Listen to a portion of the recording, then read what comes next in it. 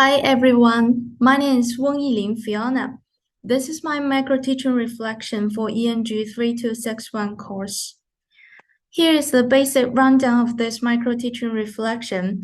In the first part, I will talk about some background information of our micro-teaching, and then I will provide some reflection and as well as evidence for that. In the third part, I will talk about what I have learned from others. And the last part, I will do a short summary of this micro-teaching. Let's move to the background information. Our text type is procedure, or we can call it recipe. The target student level is primary 3. We have chose the cooking is fun for our topic, and we use Longman English books as our teaching materials as shown in the pictures on the right. I was responsible for the while reading stage, and these were the main steps I took in this lesson. So in the first step, I will review vocabulary through picture walks. Using picture walks to review words not only recalls students' knowledge from the last lesson, but also help them to read the context with better comprehension. And the second flow is to read with students and provide some lower order thinking questions. The third part is encouraging students to use round-robin brainstorming for further reading and higher order thinking questions answering. Round-robin has students brainstorm on a topic. Group members take turns to responding to a question with a short statement, and all students have the opportunities to speak. And the last step is to using the graphic organizer supplied with a short video to go through the context. Using this flowchart allows students to better understand the overall process of this recipe. In the while reading stage, we suppose that students' prior knowledge is action verbs and ingredients as well as utensils about cooking, like cut, add, fry, a knife, a fork, a spoon, etc. And students have some basic predictions on the food art competition content in the palette. I hope that through this lesson, students will identify the process of making a yummy caterpillar, and they can participate in group discussions and locate specific information in a text to respond to the questions. And the last step, students will enhance reading fluency by read the text aloud. Let's move to the second part, my reflection on this micro-teaching. Here I will prove two strengths and as well as two improvements. So the first strength is that I can use my body language to show new vocabulary such as action verbs to students in a more visible way. As the target group is primary students, it is important to explain the words along with some actions to help them understand. And it is also a way to interact with the class by doing the actions together.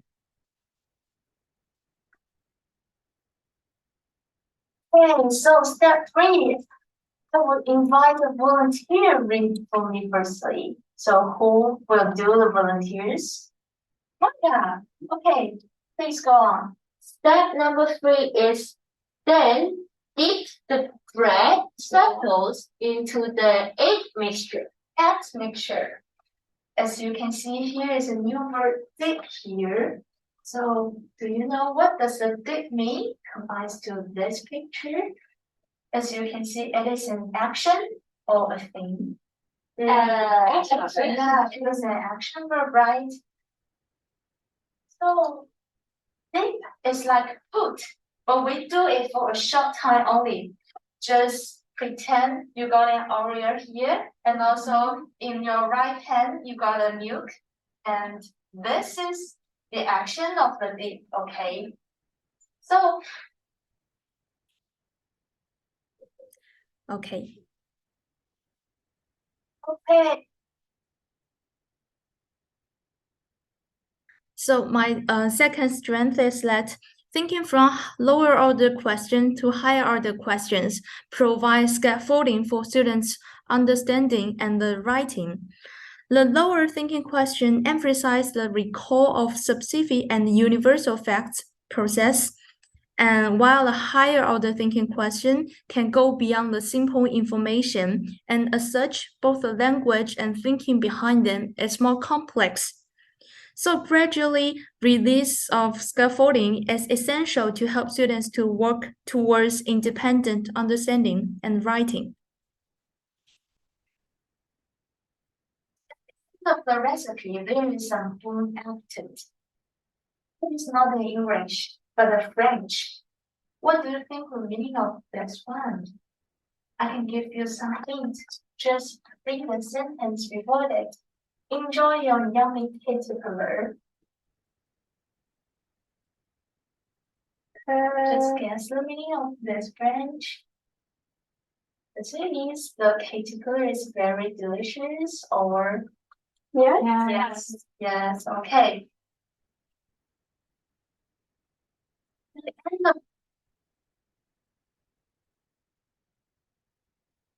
However, I also have some weakness through this micro teaching.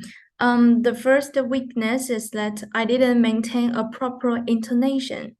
As you can see from the video, my intonation kept changing sometimes. It even suddenly became a whisper so that students could not recognize what the main point was. As you can see, here is the new word dig here. So do you know what does the dig mean combines to this picture? As you can see, it is an action or a thing.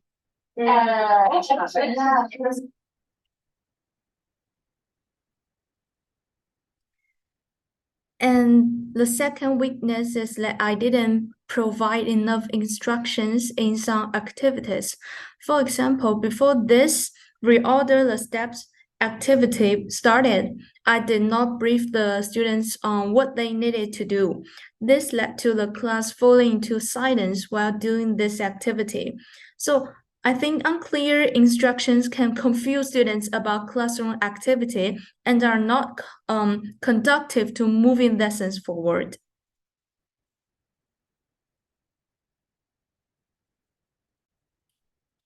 Let's move to learning from this experience.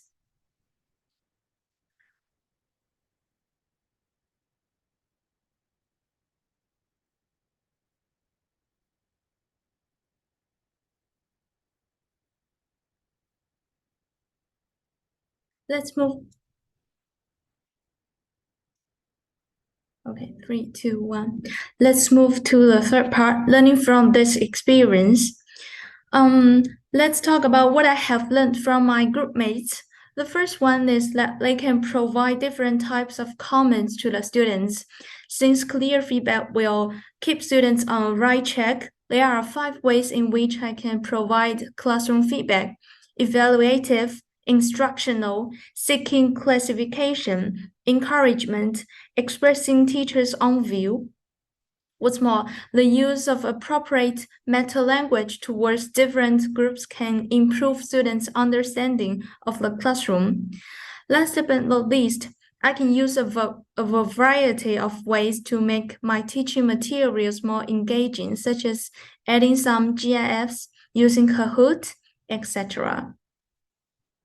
Generally speaking, this experience has been invaluable to me and have made me realize that it is not easy things to be a good teacher. Thus, I will be more careful to learn and strive to become an outstanding teacher in the future. Thank you.